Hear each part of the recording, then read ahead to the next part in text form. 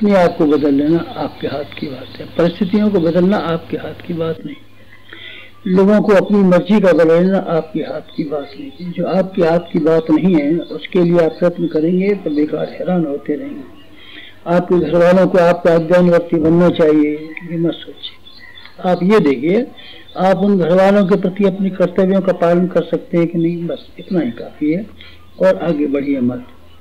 परिस्थितियां आपके अनुकूल बन जाएंगी, मत सोचिए।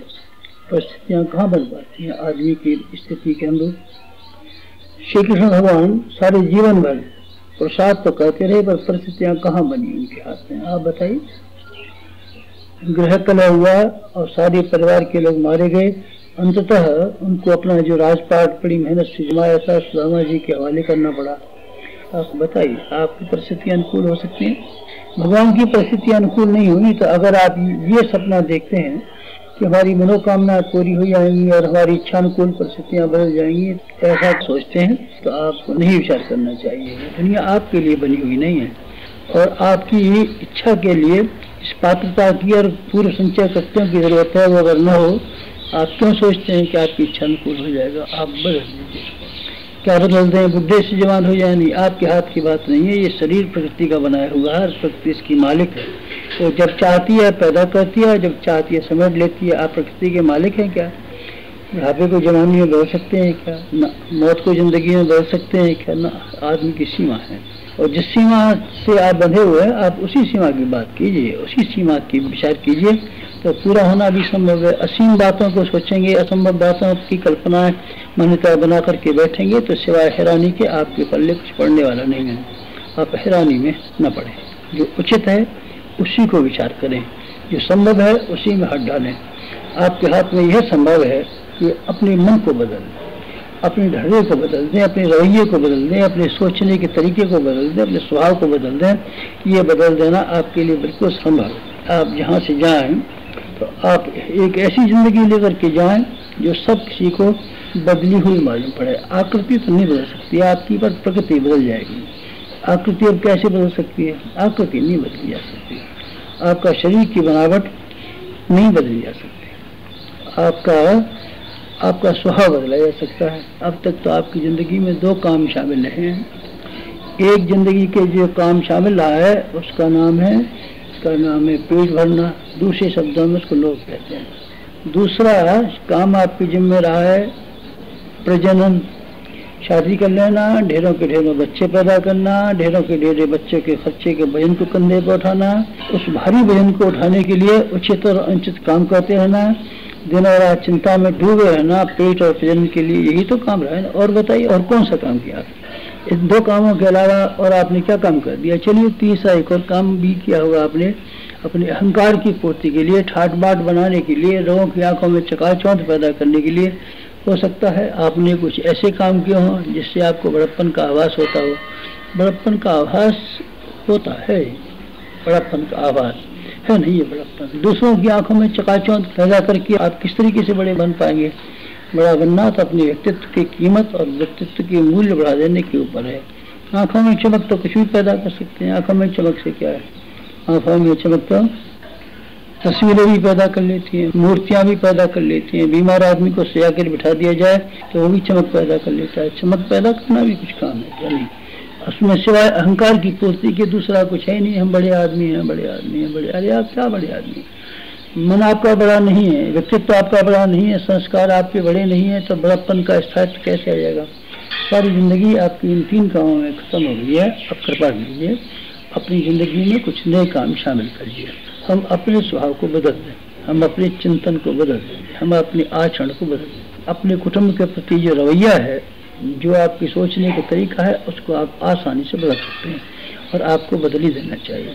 तो अपने समाज को प्रगतिशील बनाने के लिए, उन्नतशील बनाने के लिए कुछ न कुछ योगदान देना, ऐसा निर्धारण अगर करके आप ले जाएं, ऐसा कार्यक्रम यहाँ से बना के ले जाएं, ऐसी तैयारी में जाते ही आप जुट जाएं, तो मैं ये कहूँगा आपका भविष्य इतना शानदार होगा कि आप देख करके स्वयं दंग रह जाएंगे। और जो भी आपके संपर्क में आएंगे वो सब ये कहते रहेंगे इस आदमी का कायाकल्प हो गया। आप ऐसा कर पाएँ तो आपका सार्थक हो जाए ये शिविर। आज की बात समाप्त। प्रत्यक्षवादी दृष्टि से समझ न आने के कारण भौतिकवादी युग ने आत्मा और परमात्मा की कर्मफल सत्ता को नकारा है। फलस्वरूप स्वार्थ सिद्धि ही सर्वोपरि बुद्धिमत्ता बन गई है। ऐसे समय में आत्मवत् सर्वभूतेषु का उद्घोष करने वाले अध्यात्म की पूर्ण स्थापना के लिए आवश्यक है कि उसकी उपलब्धियों की पुष्टि भौतिक विज्ञान के आधार पर भी की जा सके। शांति कुंज के ब्रह्मवर्चस्व शोध संस्थान ने यही कार्य हाथ में लिया है। आइए देखते हैं इस शोध संस्थान में क्या क्या होता है। युग ऋषि पंडित श्री राम शर्मा आचार्य एवं माता भगवती देवी की तप ऊर्जा से अनुप्राणित, गंगा की गोद, हिमालय की छाया में विनिर्मित ये है शांति कुंज का ब्रह्मवर्चस्व शोध संस्थान। सन 1978 में स्थापित इस शोध संस्थान का उद्देश्य है अध्यात्म और विज्ञान का समन्वय।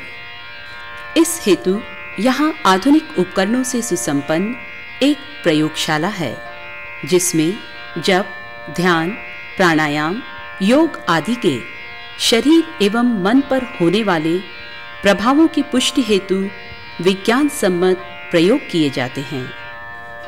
साधकों का साधना के पूर्व एवं पश्चात का परीक्षण यहाँ किया जाता है। व्यक्तियों के शारीरिक एवं मानसिक परिष्कार के दो प्रमुख आधार हैं, एक गायत्री, दूसरा यज्ञ। अग्निहोत्र के लाभ शास्त्रकारों ने शारीरिक रोगों के निवारण एवं मानसिक विकृतियों के निराकरण के रूप में बताए हैं। बढ़ते हुए वायु प्रदूषण का निराकरण भी यज्ञ उपचार से संभव है। यज्ञ प्राण पर्जन्य की वर्षा तथा उससे प्राणियों एवं वनस्पतियों की परिपुष्टता बढ़ाने का एक विशेष प्रयोग भी है। ब्रह्मवर्चस्व शोध संस्थान में यज्ञ की धूम्र को एकत्रित करके विभिन्न उपकरणों द्वारा धूम्र में विद्यमान लाभकारी तत्वों का विश्लेषण किया जाता है। यज्ञ के समान गायत्री महामंत्र भी साधक के व्यक्तित्व को विकसित करता है। यह मंत्र साधक की अंतः प्रसुप्त शक्तियों को जागृत कर उसे दिव्य मानव बनाता है। मानवीय मस्तिष्क से निरंतर अल्फा, बीटा एवं डेल्टा आदि तरंगें उत्सर्जित होती रहती हैं। शांत और एकाग्र मस्तिष्क से अल्फा तरंगों की मात्रा बढ़ जाती है। अतः साधना से इन तरंगों में आए परिवर्तन का मापन अल्फा EEG द्वारा यहाँ किया जाता है। तनाव और तनाव मुक्त स्थिति में शरीर के विद्युतीय प्रवाह में अंतर पाया जाता है। जब ध्यान आदि द्वारा विद्युत प्रवाह में आए परिवर्तन का मापन GSR बायोफीडबैक द्वारा करके व्यक्ति के मानसिक तनाव की जांच की जाती है। ध्यान साधना से हृदय की मांसपेशियों का रेस्टिंग पीरियड बढ़ने एवं हार्ट रेट कम होने से हृदय में रक्त अधिक पहुंचता है और हार्ट अटैक की संभावना कम हो जाती है। ट्रेडमिल के माध्यम से स्ट्रेस टेस्ट करके इलेक्ट्रोकार्डियोग्राम द्वारा साधक के हृदय की विद्युत का मापन किया जाता है। नित्य प्राणायाम करने से फेफड़ों की वाइटल कैपेसिटी बढ़ जाती है, जिसका मापन एक्सपायरोग्राफ द्वारा किया जाता है। साधना के पश्चात मनः संतुलन, रिएक्शन टाइम, दृष्टिभ्रम तथा स्मरण शक्ति में आए परिवर्तन का परीक्षण विभिन्न उपकरणों द्वारा किया जाता है। साधना, यज्ञ, चिकित्सा, योग, व्यायाम एवं जड़ी बूटी लेने से रक्त के कॉन्स्टिट्यूशन में परिवर्तन आता है। अतः ब्रह्मवर्चस्व में साधना से पूर्व एवं बाद में ब्लड के कंपोनेंट्स का विश्लेषण रेडियोमीटर या RA50 के माध्यम से किया जाता है। यहाँ विभिन्न परीक्षणों से प्राप्त डाटास कंप्यूटर में फीड करके उनका एनालिसिस किया जाता है।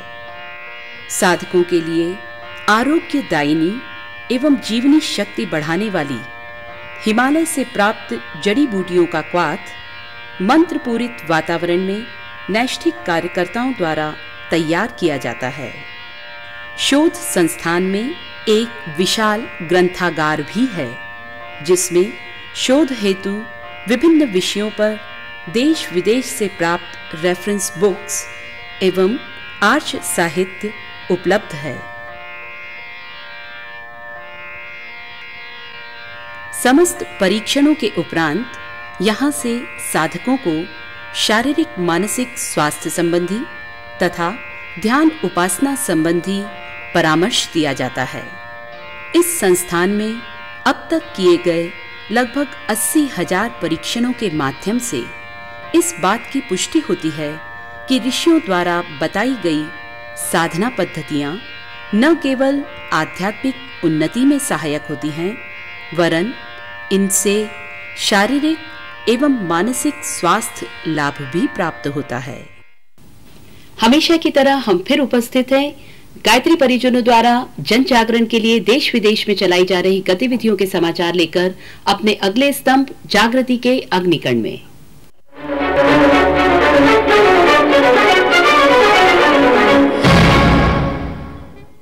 नमस्कार।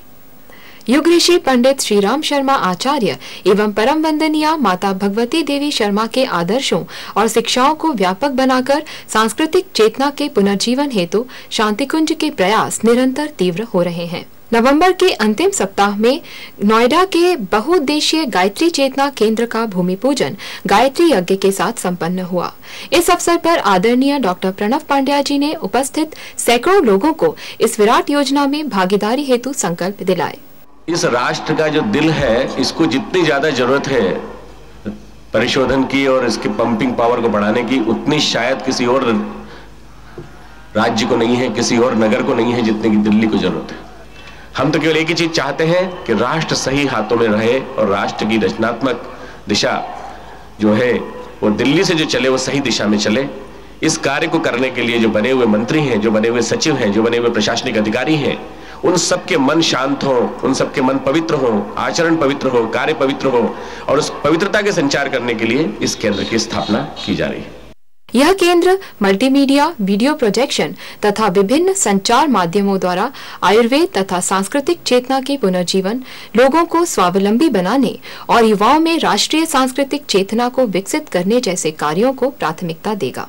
यहाँ के आध्यात्मिक प्रकाश से प्रबुद्ध नागरिकों में रचनात्मक सोच एवं संवेदनशील प्रबंध व्यवस्था की प्रेरणा मिलेगी। पश्चिमी दिल्ली के प्रगतिशील केंद्र गुड़गांव रोड पर स्थित छठीकरा में 27 से 30 नवंबर की तारीखों में 108 कुंडीय गायत्री यज्ञ एवं संस्कार महोत्सव का विराट आयोजन संपन्न हुआ। पहले दिन 2400 कलशों की 7 किलोमीटर लंबी शोभा यात्रा निकाली गई। भौतिकता की चकाचौंध से घिरे दिल्ली वासियों को मानव जीवन की गरिमा और युग धर्म का बोध कराने के लिए आसपास की शाखाओं ने महीनों अथक परिश्रम किया। महोत्सव से पूर्व 150 गांवों का मंथन कर वहां दीप यज्ञ, दीवार लेखन, स्वच्छता अभियान, संगोष्ठी जैसे कार्यक्रम चलाए गए। श्रद्धेय डॉक्टर प्रणव पांड्या जी ने शांतिकुंज के नए केंद्र नारायण गुरुकुल आश्रम में मां गायत्री, दुर्गा एवं लक्ष्मी नारायण की प्रतिमाओं में प्राण प्रतिष्ठा करवाई। इस अवसर पर उन्होंने लगभग 1200 लोगों को गायत्री मंत्र की दीक्षा भी दी। दीपयज्ञ के अवसर पर अपना संदेश देते हुए उन्होंने कहा कि दिल्ली हमारे गांवों को लीलती जा रही है। अब समय आ गया है कि हम पूज्यवर के सपनों को साकार करते हुए गांवों को आदर्श स्वरूप प्रदान करें और शहरों का मोटापा हल्का करें। दिल्ली के पूर्व मुख्यमंत्री श्री साहब सिंह वर्मा भी इस अवसर पर उपस्थित थे। शांतिकुंज की टोली ने बदायूं में पिछले दिनों योगाभ्यास सत्र संपन्न कराए। यहीं पर जिला कारागार में 2 से 8 नवंबर की तिथियों के बीच योगाभ्यास प्रशिक्षण सत्र चलाए गए। इन सत्रों में 150 बंदियों के अलावा जिला कर्मचारियों ने भी बड़े उत्साह पूर्वक भाग लिया। छत्तीसगढ़ राज्य के चंद्रपुर में बलि प्रथा को रोकने के लिए इस वर्ष नवरात्रि काल में छत्तीसगढ़ एवं उड़ीसा के लगभग 25,000 कार्यकर्ता एकजुट हुए। उन्होंने पूरे नगर में व्यूह रचना कर बलि देने के लिए आने वाले लोगों की मूढ़ मान्यताओं को समझा बुझाकर बदला। परिणाम स्वरूप चंद्रहासिनी देवी के मंदिर में दी जाने वाली बलि की संख्या में भारी कमी आई है। इसी अवसर पर मंदिर प्रांगण में शांतिकुंज की टोली ने प्रज्ञा पुराण की कथा तथा सांस्कृतिक कार्यक्रमों का आयोजन कर लोगों की मान्यताओं को भी प्रभावित किया। कुरुद छत्तीसगढ़ के गांववासी वर्षों से खराब पड़ी गांव की मुख्य सड़क के निर्माण के लिए प्रशासन पर निर्भर थे। स्थानीय गायत्री शक्तिपीठ की पहल पर गांववासियों में उत्साह आया। उन्होंने अपने ही श्रम साधन जुटाए और देखते ही देखते गांव की सड़क का मुर्मीकरण कर डाला। दुर्ग जिले के अंतर्गत प्रज्ञापीठ टेमरी एवं उसकी निकटवर्ती शाखाओं के परिजनों ने शरद पूर्णिमा के अवसर पर स्वच्छता अभियान उत्साहपूर्वक चलाया। इस अवसर पर परिजनों ने गांव में व्यसन मुक्ति नारों का लेखन करके दीप यज्ञ भी संपन्न कराया। मध्य प्रदेश के मांडवी बैतूल में परिजनों ने गांधी जयंती के अवसर पर ग्राम फावड़ा वाहिनी का गठन कर सर्वप्रथम वृक्षारोपण अभियान चलाया। इसके अंतर्गत सबसे पहले उन्होंने आम, अमरूद, चीकू, कटहल, बेर आदि के 250 से भी अधिक वृक्ष लगाए। सुल्तानपुर उत्तर प्रदेश के ग्राम लोहंगी में परशुराम फावड़ा वाहिनी का गठन किया गया। इस वाहिनी ने गांव में 1 किलोमीटर से भी अधिक रोड की सफाई एवं मरम्मत की। इसके अलावा उन्होंने 50 वृक्ष भी लगाए। इसी जिले के ग्राम बसुही ने बापू फावड़ा वाहिनी का गठन किया। तत्पश्चात वाहिनी ने जल संग्रहण हेतु बांध निर्माण, रास्ता निर्माण एवं हरितिवा संवर्धन के कार्य भी किए। बिहार में गायत्री शक्तिपीठ महेशपुर पिछले 3 वर्षों से शरद पूर्णिमा के अवसर पर दमा के मरीजों को विशेष औषधि का सेवन कराता है। इस निःशुल्क सेवा से 80% से भी अधिक मरीज अच्छा लाभ प्राप्त कर रहे हैं। इस वर्ष शरद पूर्णिमा को गायत्री परिवार ने श्वास से पीड़ित 150 से भी अधिक मरीजों को औषधि प्रदान की। पलवल हरियाणा में पिछले 4 वर्षों से शरद पूर्णिमा के अवसर पर नजला, दमा एवं एलर्जी के मरीजों को विशेष औषधि सेवन कराने का क्रम चला आ रहा है। प्रतिवर्ष 500 से भी अधिक मरीज इस सेवा का लाभ लेते हैं। इस वर्ष शरद पूर्णिमा के दिन 700 से भी अधिक मरीजों को इस विशेष औषधि का सेवन कराया गया। दक्षिण भारत में गायत्री ज्ञान के प्रचार प्रसार हेतु एक महत्वपूर्ण केंद्र की स्थापना तमिलनाडु की राजधानी चेन्नई में की गई है। इस कार्यालय का पता है गायत्री परिवार, Shantikunj office, Moti Mahal, new number 5, old 2A, Anna street, Ethiraj Nagar, near Mettupalayam market, west Mambalam, Chennai 33। Phone number 9840137257। इस केंद्र के माध्यम से उत्तर दक्षिण की सांस्कृतिक एकता को बल मिलेगा। साथ ही यहाँ से ऑडियो वीडियो कैसेट्स, हिमालय की दुर्लभ औषधियाँ एवं युग साहित्य प्राप्त किया जा सकेगा। और इसी के साथ गायत्री परिवार की गतिविधियों के समाचार समाप्त हुए।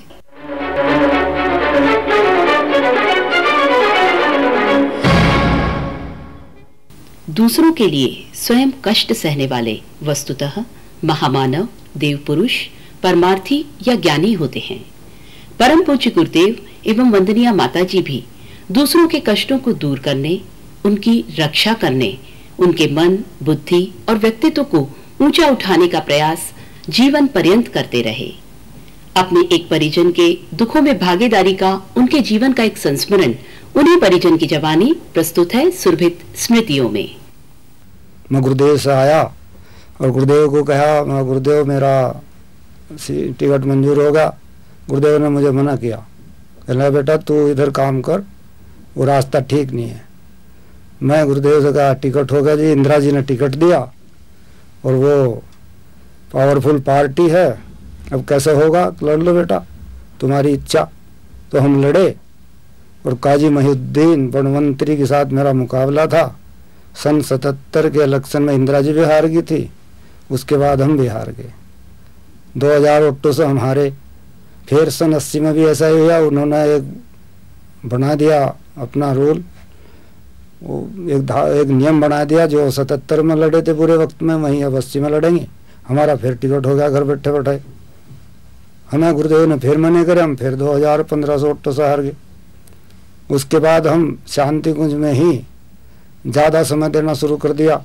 गुरुदेव हमें समय समय पर संकेत किया करते थे। एक दफ़ा सपने में हमें गुरुदेव ने कहा, बेटा तुम अपने बादल का ध्यान रखना।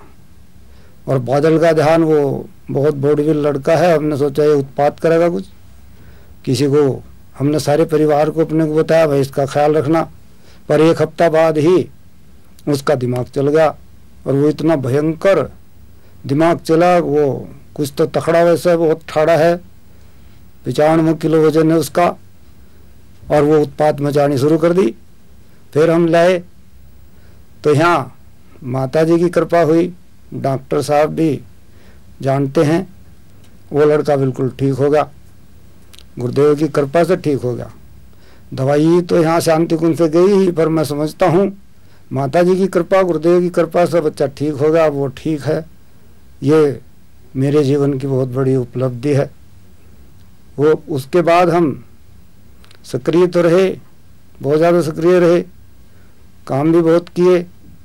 फिर हम फिर उदासी हो गई, अपनी लड़की से परेशान हो गई। लड़की पनियाला गांव में ब्याही थी अरुणा, वो ससुराल में उसकी सास ने बड़ी परेशान करी, परेशान इतनी कर दी उसे हमारे घर पे ही रहना पड़ा। हम आए, लड़की भी आई, लड़की की मम्मी रोने लगी गुरुदेव के पास। उन्होंने पूछा बेटा क्या बात है, तो रोने लगी, कहने लगी क्या बात है, अभी एक लड़की है, हमारा इकली लड़की है, दान दहेज भी सब कुछ दिया, पर सास जो है वह बड़ी परेशान करती है और वो ये चाहती है इसको बच्चा ना हो और हम दूसरी शादी कर लें। 16 साल बाद सरकार का भी कानून है, बताने भाई 16 साल बाद दूसरी शादी करने का अधिकार है। अब 16 साल होने को ही जा रहे थे तो गुरुदेव की कृपा होगी। गुरुदेव ने कहा अच्छा बेटा तुम ससुराल रहना चाहो ससुराल चली जाओगी, और तुम अपने पिताजी के पास रहना चाहो पिताजी के पास रह लोगी। उसने सोचा होगा लड़की ने कुछ कहाँ रहना है, तो 1 हफ्ते से पहले ही 5-6 रोज बाद ही उसका ससुर और 5-4 रिश्तेदार लेकर हमारे यहाँ आया। आन कर कहने लगा भाई हमारी गलती होगी और हम लड़की को ले जा रहे हैं। जबकि हम अकड़े और हमने ये मना कर दिया भाई लड़की जब तुम्हें पसंद नहीं तो रहेगी नहीं साहब। मैं हाथ जोड़ के गिड़गिड़ाए और लड़की को ले गए। आज गुरुदेव की कृपा से उसके 3 बच्चे हैं, जबकि 16 साल तक कुछ नहीं हुआ। तो ये मैं महान कृपा अपने ऊपर समझता हूँ गुरुदेव की।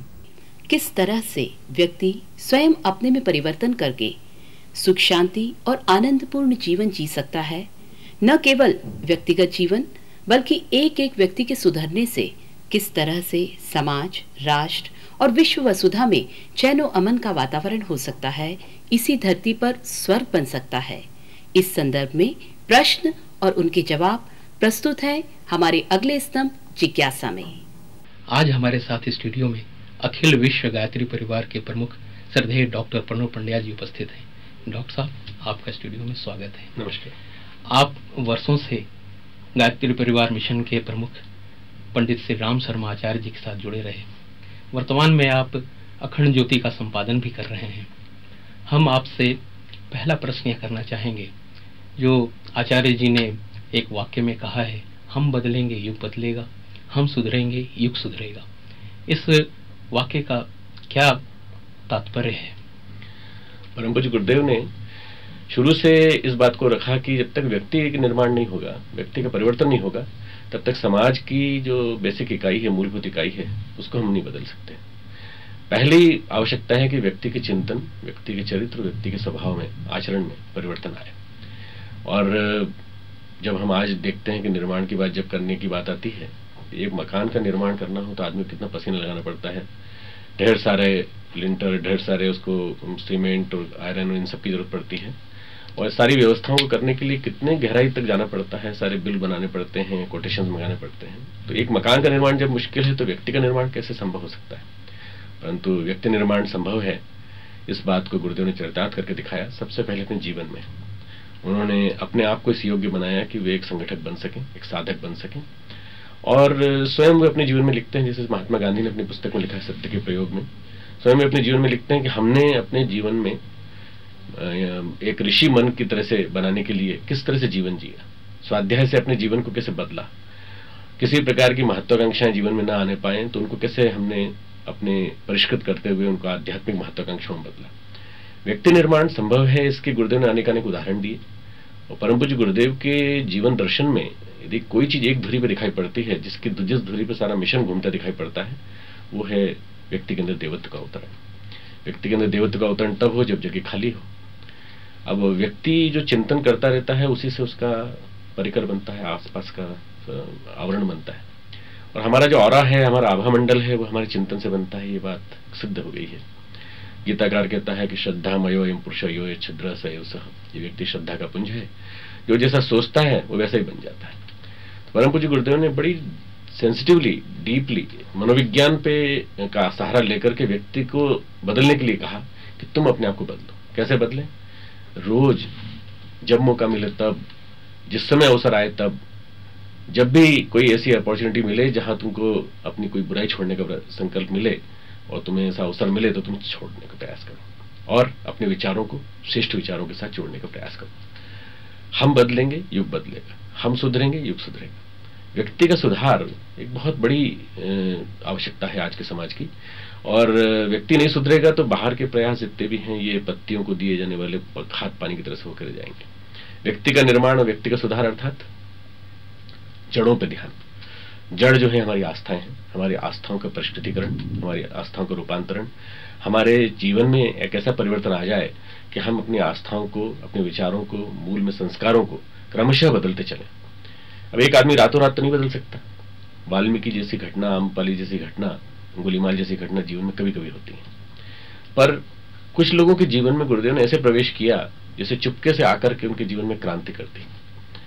उनके गुरु ने उनके जीवन में क्रांति की और उन्होंने न जाने कितने लाखों करोड़ों व्यक्तियों के जीवन में क्रांति की, केवल एक ही सूत्र के माध्यम से कि अपने विचारों को सही कर लें।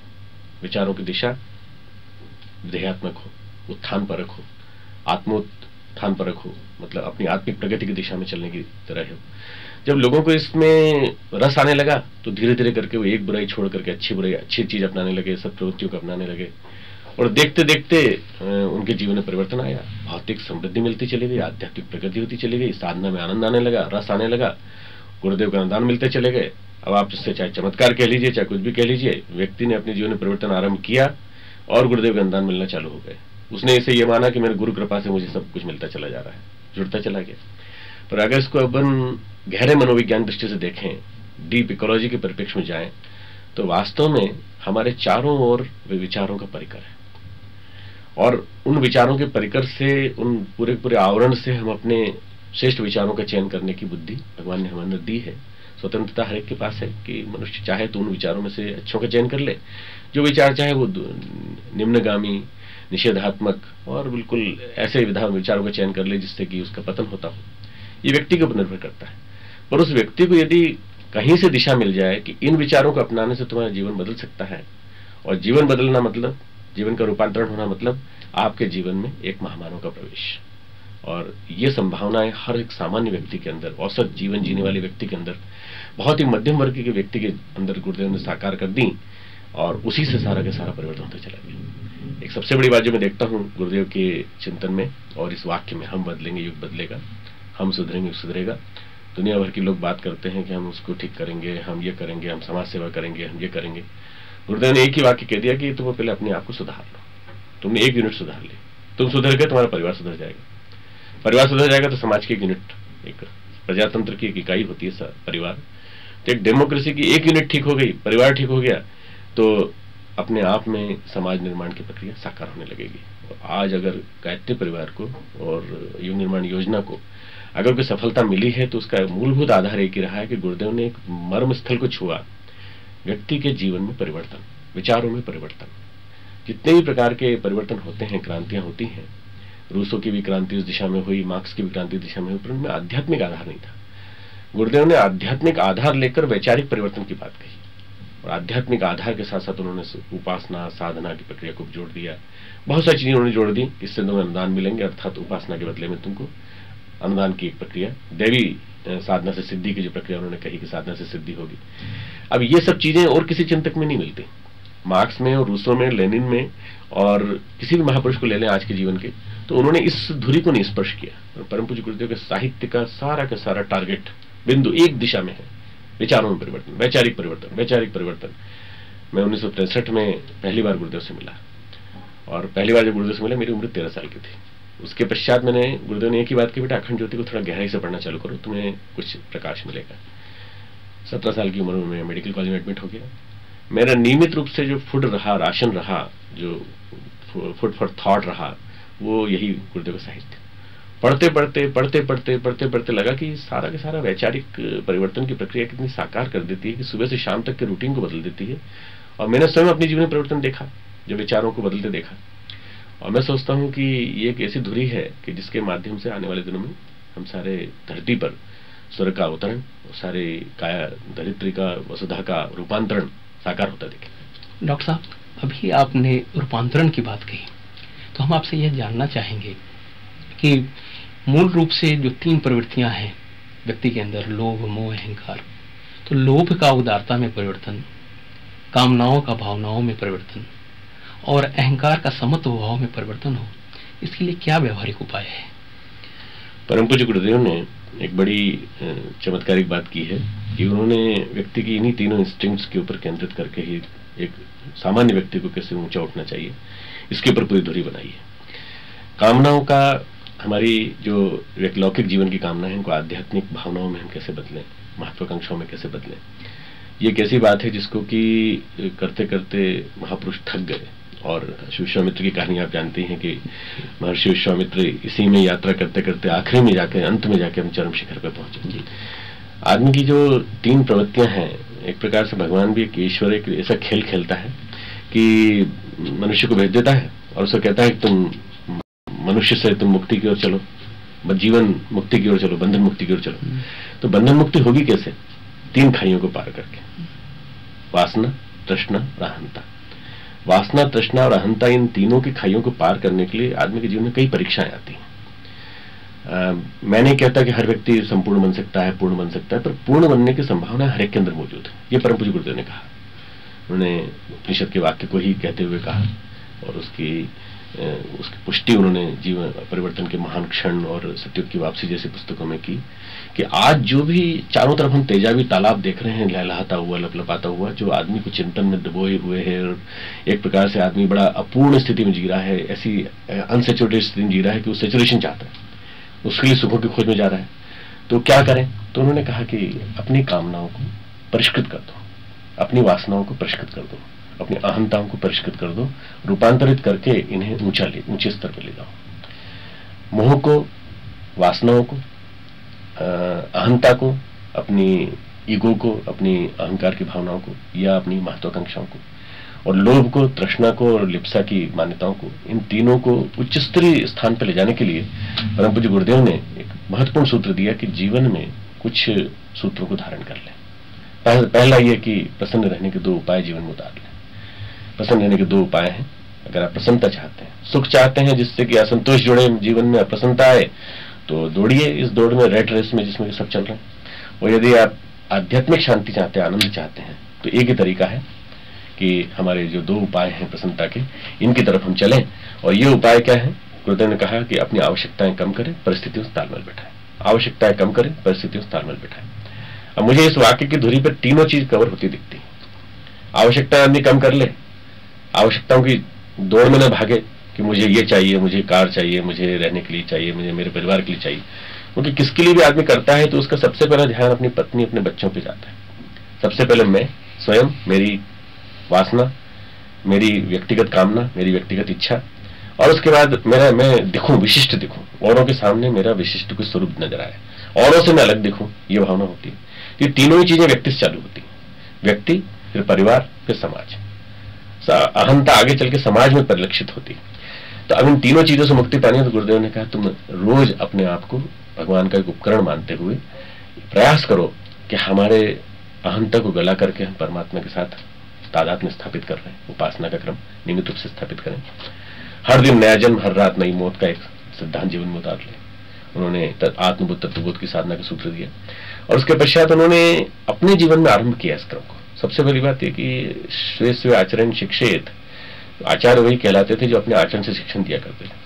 परम पूज्य गुरुदेव ने अपने आचरण से शिक्षण दिया, इसलिए उन्हें हम आचार्य कहते हैं। और आचार्य की मान्यता उनको इसी रूप में मिली कि उन्होंने अपने जीवन में अपनी जो वासनाएं थी उनको परिमार्जित करके और उनको एक प्रकार से उच्च स्तरीय स्थिति में बदल दिया कि हमारा मिलन भगवान से हो, बजाय हम एक लौकिक मिलन, क्षण भर का मिलन। और इसका एक छोटा सा संकेत गुरुदेव की किताब आध्यात्मिक काम विज्ञान में मिलता है।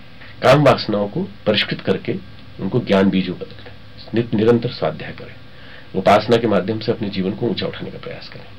अपनी तृष्णा को नियंत्रित करने के लिए अपनी आवश्यकताओं की बॉर्डरलाइन बना लें। इससे ज्यादा हमारी आवश्यकता नहीं है। 2 धोती 2 कुर्ते से मेरा काम चल जाएगा, 2 पैंट 2 शर्ट से मेरा काम चल जाएगा। उसके बाद आवश्यकता पड़ेगी तो एक अतिरिक्त रख लेंगे सेट। पर जब हम अनावश्यक अनुगण महत्वाकांक्षाएं रचते हुए उनकी कोई सीमा नहीं होती, हम अनावश्यक श्रृंखला बना चले जाते हैं, तो फिर हमारा वही हाल होगा जो एक राजनीतिक का हुआ, जिनके पास ढेर सारे जूतों की भंडार मिले, ढेर सारा सामग्री मिली। किस लिए? आखिर समाज के कोई काम आया क्या कोई चीज? इसलिए जो भी आदमी की ये उद्विग्नता है, आज की जो मनस्थिति में जो भरी हुई तनाव भरी मनस्थिति है, इसका समाधान एक ही है कि हम अपनी महत्वाकांक्षाओं पर नियंत्रण लगाएं और भौतिक महत्वाकांक्षाओं को, लौकिक महत्वाकांक्षाओं को आध्यात्मिक महत्वाकांक्षाओं बदलें। आध्यात्मिक महत्वाकांक्षा क्या होनी चाहिए? मेरा अकेले का नहीं, सबका कल्याण। मैं अकेला ही मुक्त न हूं, सब लोग मुक्त हों। तो उसके लिए परिवार को भी लीजिए साथ में, समाज को भी लीजिए साथ में, और उसके लिए समाज सेवा के कुछ उपयोगी काम जीवन में उतारिए। औरों को भी ज्ञान दीजिए, औरों को विद्या दीजिए। जो आपने ज्ञान पाया है, जिससे आपको मुक्ति मिली कामनाओं से और वासनाओं से, आप तृष्णाओं से मुक्ति पाने के लिए, आप अपने आप को महत्वाकांक्षाओं से मुक्ति पाने के लिए समाज को साथ लेकर के चलिए, आराधना करिए। तो पहली चीज भक्ति योग का जीवन में समावेश, समर्पण, तादात्म्य परमात्मा से। दूसरी चीज स्वाध्याय, अपने आप का अध्ययन, अपने आप का विश्लेषण। नियमित रूप से प्रातः काल सवेरे और शाम को सोते समय सुबह की साधना में नया जन्म है, जीवन दिन भर क्या करना है इसकी रूपरेखा। शाम को सोते समय मरण है, अब आज सुबह से शाम तक जो गलतियां हुई कल हम रिपीट नहीं करेंगे। सुबह आत्मबोध की, शाम को तत्वबोध की साधना, और सोते समय आधा घंटा नियमित रूप से स्वाध्याय। अच्छे विचार रात्रि भर दिमाग में बने रहे, अगले दिन की प्लानिंग में काम आए, ये साधना कर्म, ये एक प्रकार से ज्ञान योग। और तीसरा आराधना, समाज की सेवा के लिए हम कुछ न कुछ ऐसे उपाय रोज करें जिसमें कि सोशल सर्विस आपके जीवन में दिखाई पड़े। शुरुआत अपने से करें, पहले अपने आप को सुधारें, जैसा पहले सूत्र में दिया था। दूसरा, परिवार में सौम्यता का, सरलता का, पारिवारिकता का एक प्रकार से संस्कारवान वातावरण बनाने का प्रयास करें। परिवार में वातावरण से बन जाएगा तो समाज में वातावरण अपने आप बन जाएगा। समाज के वातावरण को निर्माण करने के लिए आपको अपने पास जो ज्ञान है उसको बांटने का प्रयास करना पड़ेगा। अविद्या को विद्या में बदलना पड़ेगा, अज्ञान को ज्ञान में बदलना पड़ेगा, और जिनके पास ये सब चीजें पहुंची नहीं है उनको पहुंचाने के लिए कोई ना कोई आपको सोशल चैरिटी के, कई प्रकार के रचनात्मक कार्यक्रम है। जिसके पास अभाव है उसे अभाव से पूर्ति कराइए, जिसके पास ज्ञान नहीं उसे ज्ञान दीजिए, जिसके पास अभी तक सही साहित्य पहुंचा नहीं उसको सही साहित्य पहुंचाइए। तो ये सारी चीजें तब संभव हो पाएंगी जब हमारा थोड़ा सा समय उसमें लगे, थोड़ा सा हम अपनी कमाई का हिस्सा भी उसमें निकालें। तो समय दान और अंशदान रूपी 2 तप हम करेंगे तो इन दोनों के माध्यम से निश्चित रूप से हमारा अंदर का महामानव उभर करके आएगा। तो मैं सोचता हूं कि ये प्रकार की तपश्चर्या है, और भगवान कृष्ण चूंकि गीता में कहते हैं तपस्विभ्योऽधिको योगी ज्ञानिभ्योऽपि मतोऽधिकः कर्मभ्यश्चाधिको योगी तस्माद् योगी भवार्जुन। हे अर्जुन, तो योगी बन। तो योगी बनने के पहले वो तपस्या के सारे सूत्र दिखा देते हैं। तपस्या करने के साथ साथ आदमी के जीवन में योग आ जाए, ज्ञान योग, भक्ति योग और कर्म योग का समावेश आ जाए। कर्म योग अर्थात समाज सेवा, ज्ञान योग अर्थात स्वाध्याय, भक्ति योग अर्थात अपनी वासनाओं का रूपांतरण परमात्मा के साथ मिलन करते। जीवन में उत्थान के आपने बहुत ही महत्वपूर्ण सूत्र दिए डॉक्टर साहब। व्यक्तिगत जीवन आदमी का ऊंचा उठे, निश्चित तौर से इन सूत्रों से उन्हें बल मिलता है, लेकिन इससे जगत के सुधार की और जो संभावनाएं हैं, थोड़ा हम आपसे उसके स्पष्टीकरण और चाहेंगे कि कैसे एक बदला हुआ व्यक्ति पूरे जगत को प्रभावित करता है। हम बदलें तो युग बदले, हम सुधरें, व्यक्ति का सुधार जगत के सुधार में कैसे प्रभावी हो, इसको थोड़ा आप स्पष्ट करें। नहीं तो बड़ी स्पष्ट सी बात है। एक व्यक्ति भूमिका निभाता है कैटलिस्ट की समाज में। एक अकेला व्यक्ति यदि परिवर्तन की प्रक्रिया को साकार करना चालू करे तो उसके आसपास की धुरी बदलने लगती है। ऐसे जीवंत उदाहरण मैं अपने मिशन में ही देखता हूं, न जाने कितने, जिसमें कि मैं पाता हूं कि ढेर सारे व्यक्ति दूसरों को, अरे वो बदल गया, तुम्हें मालूम है उसने क्या किया, कुछ नहीं, वो आचार्य जी के साथ जुड़ने के बाद, मिशन में जुड़ने के बाद उसके जीवन में क्रांति आ गई, परिवर्तन आ गया, और श्रेष्ठ पुस्तकों के स्वाध्याय से इतना बड़ा परिवर्तन हो सकता है, या मात्र दीक्षा लेने से या गायत्री मंत्र की माला जपने से इतना बड़ा परिवर्तन हो सकता है, हम कल्पना भी नहीं करते थे। दूसरे के मन में वो ललक जागती है, दूसरे के मन में उत्कंठा जागती है, जरा मैं भी प्रयोग करके देखूं कि आखिर ऐसी कौन सी चीज है। हर व्यक्ति के अंदर एक देवता बैठा है, हर व्यक्ति के अंदर एक आसुरी सत्य और सत्ता बैठी, दोनों के बीच संघर्ष चलता रहता है। अंतर जगत का देवासुर संग्राम हर एक के जीवन में होता है। वैसे अंतर जगत के देवासुर संग्राम में देव तत्व तभी विजयी होगा जब हम अपना चिंतन सही रखें और कोशिश ये करें कि बार बार कि ऐसे जो कैटलिस्ट समाज में हैं इनकी संख्या हम बढ़ाएं। और ऐसे कैटलिस्ट संख्या में बढ़ाने के लिए हम बदले तो युग बदले, हम सुधरे तो युग सुधरेगा। ऐसे व्यक्ति अपने आसपास के परिवेश को बदलना चालू करते हैं। सबसे पहला जो काम उनके माध्यम से होता है कि हमारे आसपास जो वातावरण है वो बदले। गीता में भगवान कृष्ण कहते हैं, मनुष्य नाम सहस्त्रेषु कश्चित् यतति सिद्धः यतताम अपि सिद्धः नाम कश्चिन् माम वेत्ति तत्वतः। जो कुछ लोग मेरे नजदीक पहुंच पाते हैं, कुछ लोग मुझे तत्व से जान पाते हैं, उन लोगों को मैं अपना ज्ञान देता हूं कि मैं कौन हूं। और ऐसे ही व्यक्ति, मुझे ऐसा लगता है कि गुरुदेव ने ऐसे ही व्यक्तियों का चयन करके इनकी संख्या ढेर सारी संख्या में बढ़ा दिया। और ऐसे एक नहीं, मैं आज देखता हूं कि लाखों की संख्या में लोग हैं जिन्होंने अपने जीवन में बदलाव लाया, और बदलाव ला करके समाज में एक सिंबल बन गए, सिंबल प्रतीक के रूप में बन गए। चाहे वो छोटा सा मध्यम वर्ग का एक अधिकारी हो, रिश्वत लेना बंद कर दी, किसी एक व्यापारी ने ईमानदारी जीवन में चालू कर दी और देखा उसका परिणाम बहुत अच्छा निकल गया। किसी ने अपने व्यवहार में आत्मीयता का समावेश किया, मृदुता का समावेश किया, उसके जीवन में परिवर्तन आया, उसका परिवार वाले उसका सम्मान करने लगे और देखते देखते वो एक परिवर्तन उसके जीवन में आ गया। तो ये सारी चीजें संभव है, इसको गुरुदेव ने अपने सामने करके दिखा दिया। अब प्रयोगशाला खुली पड़ी है, कोई भी इस प्रयोगशाला में आके प्रयोग करे, आकर के देखे, परिणाम सामने आएंगे। निश्चित रूप से युग निर्माण एक बहुत बड़ी परिकल्पना थी जो परम पूज्य गुरुदेव के माध्यम से हमारे सामने आई, और उस युग निर्माण की योजना को गुरुदेव ने जिस आधार पर लिया, व्यक्ति निर्माण, परिवार निर्माण, समाज निर्माण, तब युग निर्माण, युग का नव निर्माण, अर्थात सारे के जमाने को बदल देना, जमाने की सोच को बदल देना, जमाने की सोच में ऐसा बदलाव ला देना कि देखते देखते जमाना आशावादी और ऐसे उन्माद से ग्रस्त हो जाए कि उसके जीवन में कभी नेगेटिव चिंतन आ ही नहीं पाए, कभी निराशावाद आ ही नहीं पाए, आशावादी आशावाद आशावादी आशावाद, ऐसे ढेरों मॉडल खड़े कर दिए। आज समाज का सबसे बड़ा संकट मुझे लगता है वो नैतिक मूल्यों का संकट मुझे दिखाई पड़ता है। और नैतिक मूल्यों का संकट दूर होगा तो ऐसे प्रकाश स्तंभों से, जिन्हें देख देख के लोग ये कहें कि हम बदलेंगे, युग बदलेगा। क्योंकि आत्मा का कल्याण तो सभी करते हैं, हिमालय में भी जाके कर लेते हैं, पर जो आत्मा के कल्याण से जग का कल्याण करें, ऐसे व्यक्ति समाज में बहुत सारे बढ़ जाए। और वो कौन हो? बहुत ही सामान्य स्तर के मध्यम वर्ग के व्यक्ति, एक बहुत ही अति सामान्य शेड्यूल ट्राइब वर्ग से आया हुआ एक ऐसा व्यक्ति जिसे कि ये भी नहीं मालूम था कि युग क्या होता है, निर्माण क्या होता है और योजना क्या होती है, पर उसने अपने आप को बदला, उसने अपने जीवन में परिवर्तन लाया, देव दक्षिणा के माध्यम से बुराइयों को छोड़ा, अच्छाइयों ग्रहण किया। अब वो एक कैटलिस्ट बन गया है समाज।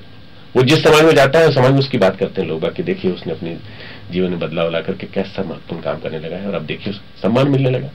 ये किसी विश्वविद्यालय में संभव नहीं है, ये खुले विश्वविद्यालय में संभव है, और वो खुला विश्वविद्यालय गुरुदेव ने बना दिया, गायत्री परिवार युग निर्माण योजना का मंच। और ये बहुत बड़ी बात है कि इतनी बड़ी क्रांति होने जा रही है और उसमें हम लोग इतने सारे कैटलिस्ट देख रहे हैं।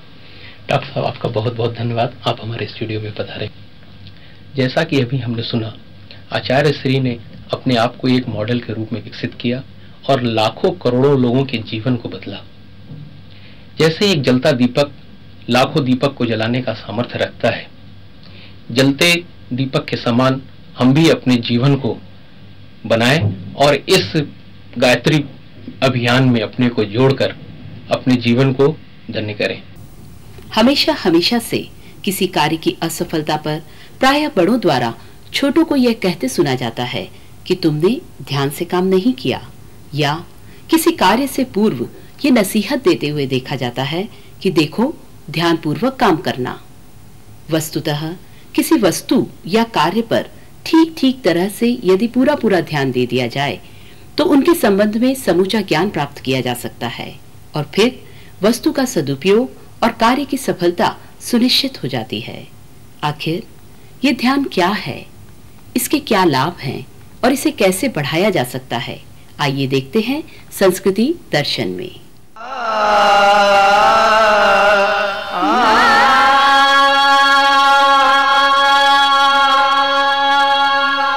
तमसो मा ज्योतिर्गमय असतो मा सद्गमय। अपने भीतर की समूची मानसिक शक्ति को एकाग्र या केंद्रीभूत करते हुए तन्मय हो जाना ही ध्यान है। ध्यान प्रत्यक्ष जगत को दिव्य जगत से जोड़ने वाली सीढ़ियों की तरह है। आत्मबोध और आत्मसिद्धि का रास्ता यहीं से प्रारंभ होता है। ऋषियों की घनघोर तप साधना का आरंभ भी इसी सीढ़ी से हुआ था, जिसने मनुष्य जाति के कल्याण के लिए अत्यंत दुर्लभ और चमत्कारी सिद्धियों के स्वर्ग द्वार खोले। सिद्धियों का सतरंगी संसार लुभाता तो है, पर प्राप्त कैसे हो? मन तो मनमौजी है, एक स्थान पर ठहरता ही नहीं और पकड़ो तो हाथ भी नहीं आता। पर यही मन है जिसने सहज साधारण दिखने वाले व्यक्तियों को विलक्षण वैज्ञानिक बना दिया, महान लेखक, संत और कवि बना दिया, क्रांतिकारी, युग द्रष्टा बना दिया। और यही मन है जिसने इसी मनुष्य को थर्रा देने वाला क्रूरतम हिंसक मनुष्य बना दिया। मनुष्य की सभ्यता का समूचा इतिहास वस्तुतः मन का ही खेल है, परंतु आज मन ही मन की शांति को लूट रहा है। क्षुद्र स्वार्थ सिद्धि उसकी मंजिल बन गई है और दोहरापन उसकी शान। ये मनोवैज्ञानिक समस्याएं ही सामाजिक समस्याओं में परिणत होती हैं, जो पहले देश और समाज को फिर पूरी मनुष्यता को ही अपने चंगुल में जकड़ लेती है। मन की शक्ति का कोई माप, इसकी कोई सीमा नहीं। ये बारूद की तरह है जिसका साधारण उपयोग थोड़ी सी चमक दिखाकर रह जाता है, लेकिन बारूद को यदि कारतूस में बंद कर दिया जाए तो उसमें प्रचंड गति के साथ गजब की मारक क्षमता भर जाती है। वैसे ही सूक्ष्म शक्तियों को एक दिशा विशेष में केंद्रित कर दिया जाए तो वे चमत्कारिक नतीजे प्रस्तुत करती हैं। ध्यान एक ऐसी ही विधा है जिसमें चेतना के बिखरे कण एक दिशा में प्रवाहित होकर मनुष्य के सुप्त दिव्य केंद्रों को जागृत कर देते हैं।